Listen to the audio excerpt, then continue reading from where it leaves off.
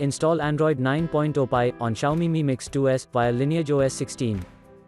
Please check the description for important notes and all the download links. First download ROM and GApps packages, then transfer the downloaded files to the phone storage, link is in the description below. Step 2.